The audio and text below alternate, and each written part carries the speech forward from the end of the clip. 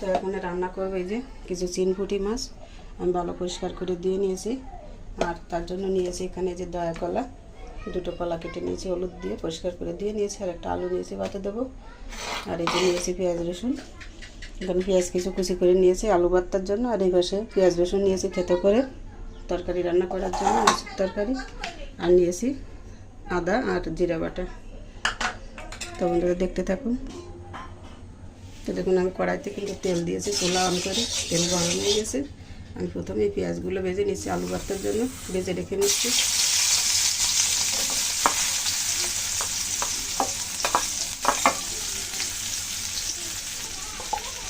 সামান্য একটু হলুদ দিয়ে দিলাম পেঁয়াজের সাথে, আর দিলাম সামান্য একটু লবণ। পেঁয়াজগুলো সুন্দর করে ভেজে নেব।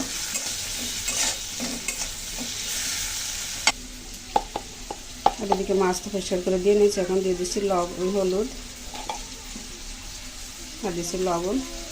মাছগুলো ভালো করে মেখে নেব, লবণের দিয়ে ভালো করে মেখে নিলাম মাছগুলো।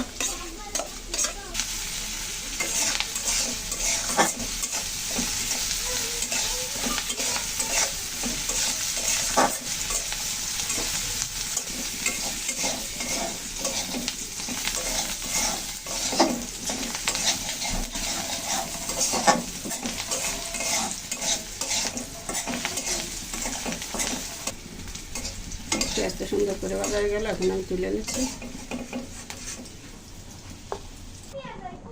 তো পেঁয়াজটা যে ভালো করে ভেজে তুলে নিলাম। আর এদিকে তেল দিয়েছি আবার কড়াইতে, তেল তো গরম হয়ে গেছে। এখন দিয়ে দিচ্ছি মাছ।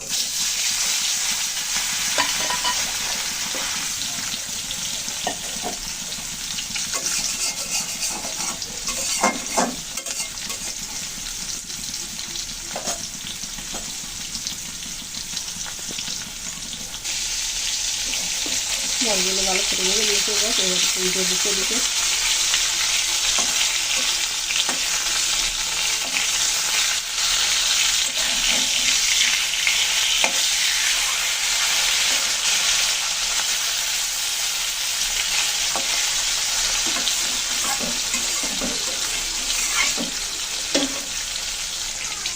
মাছটা সুন্দর করে ভেজে নিলাম, এখন তুলে নিচ্ছি।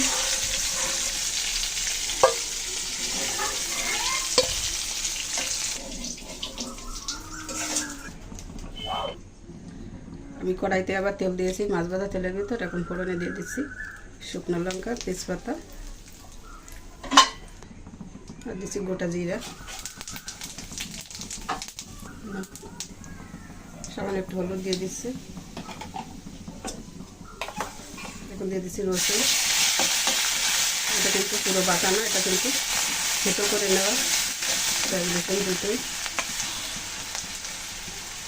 দিয়ে দিচ্ছি পেঁয়াজ।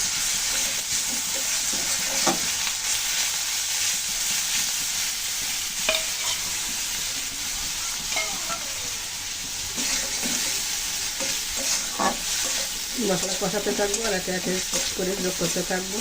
পেঁয়াজ রসুনটা হালকা বেটে নিয়ে বাকি মশলাগুলো দিয়ে দেবো। তো ওদের আমি তেলের উপর হলুদ দিয়েছি, একটাই কারণ, দেখুন তেলের উপর মশলা ছেড়ে দিলে কিন্তু প্রচুর পরিমাণ তেল ছেড়ে যায় চুলার চারিপাশে।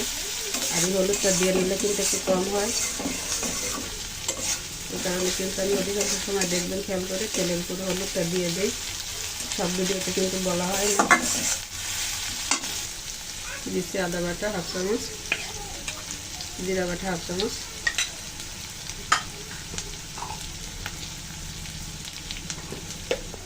দিচ্ছি লঙ্কার গুঁড়ো 1 চামচ, হলুদ 1 চামচ।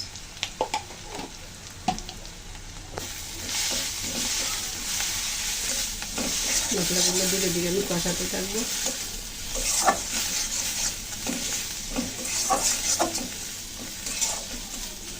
সামান্য একটু জল দিয়ে দিচ্ছি। মশলাটা এভাবে সুন্দর করে আমি কষিয়ে নেব তেল ছাড়া পর্যন্ত।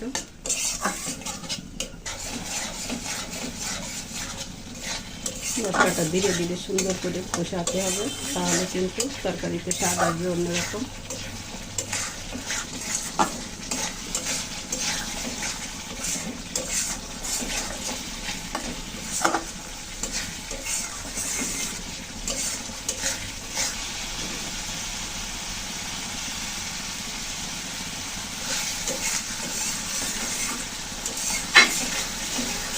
মশলা কষানো ভালোভাবে তরকারিতে স্বাদ আসবে, কিন্তু এটা নিশ্চিত। আর লবণের পরিমাণটা যদি ঠিক থাকে তাহলে তো কিন্তু কোনো কথাই নেই। তো দেখুন মশলা কিন্তু কথা বলতে বলতে কত সুন্দর করে কষিয়ে নিয়েছি, মশলাটাকে একদম তেল ছেড়ে দিয়েছে, তেলে করে উঠে আসছে। এখন আমি দিয়ে দিচ্ছি কেটে রাখা কলা। এই কলাকে তোমরা আপনারা কে কী নামে চেনেন বলতে পারেন কমেন্ট করে। আমরা কিন্তু একে বেশিরভাগ দয়া কলা বলে থাকি, অনেকে এঁচো কলা বলে। আপনারা কী নামে চেনেন কমেন্ট করে জানাবেন। আর আমার এই পদ্ধতিতে রান্না করা আপনাদের কাছে কেমন লাগছে, ভালো কি মন্দ কমেন্ট করে জানালে কিন্তু একটু খুশি হবে। আর দেখতে দেখতে যদি ভালো লেগে যায় চ্যানেলটিকে একটু সাবস্ক্রাইব করে রাখবেন, আমাদের পাশে থাকবেন, দেখতে থাকবেন আমরা এই গরিবান আমাদের কী রান্না করি। আমি কিন্তু নিত্যদিনে রান্নাগুলো আপলোড করে থাকি, খুব জাঁকজমক কোনো কিছু রান্নার কিছু দেখাই না।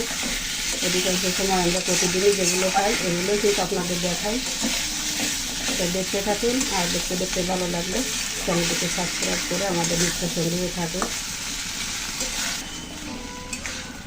অফ ক্যামেরায় কিন্তু আমি সামান্য একটু জল দিয়ে দেখুন কলার সাথে মশলাগুলো কিন্তু দারুণ সুন্দর করে কষানো হয়ে গেল, কষিয়ে নিলাম সেভাবেই।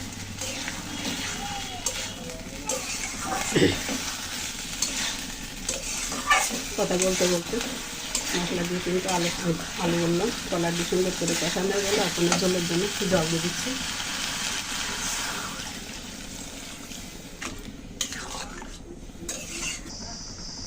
তরকারিতে তো জাল উঠে গেছে সুন্দর, দিয়ে দিচ্ছি লবণ। আর এই যে দেখো মাছগুলো এখন দিয়ে দেবো।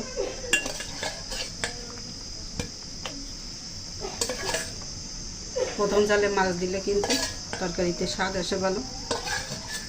অনেককেই দেখি কিন্তু তরকারি নামানো সামান্য কিছু আগে মাছ দেয়, আমার কাছে মনে হয় যেন সেভাবে একটু স্বাদটা কম হয়। আর এখন এই মুহূর্তে দিয়ে দিলে কিন্তু প্রথম জালে তরকারিতে অন্যরকম একটা স্বাদ আসে। আমি এর জন্য কিন্তু প্রথম দিকে দিয়ে দিই মাছগুলো। ঢাকা দিয়ে রান্না করবো, এখানে দিয়ে দিলাম ঢাকা, ঢাকনা তুলে নিলাম।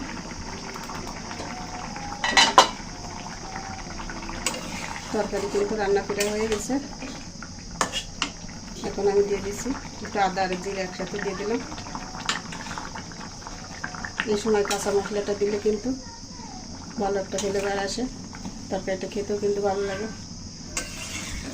তো বন্ধুরা পছন্দ হলে এভাবে একটু করে দেখবেন বাসায়।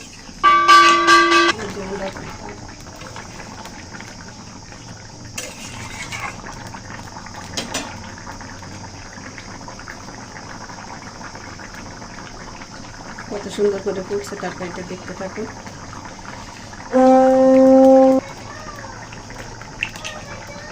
মনে হচ্ছে বৃষ্টি হচ্ছে,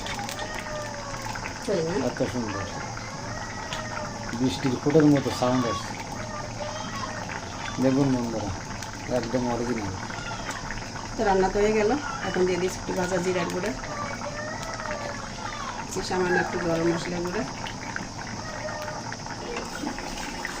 ভালো করে মিশিয়ে দিচ্ছি। আমি যতটুকু ভাজা মশলা দিয়েছি বন্ধুরা এতে কিন্তু খুব বেশি একটা বোঝা যায় না, আবার এতে করে স্বাদটা কিন্তু দুর্দান্ত হয়। ওয়াও, ফ্লেভার তো সেই সুন্দর একটা ফ্লেভার ছেড়েছে। তো রান্না হয়ে গেল, আমি তরকারিটা এখন নামিয়ে নেব, যেহেতু কলার তরকারি আরও অনেকটাই টেনে যাবে। চুলা বন্ধ করে দিই।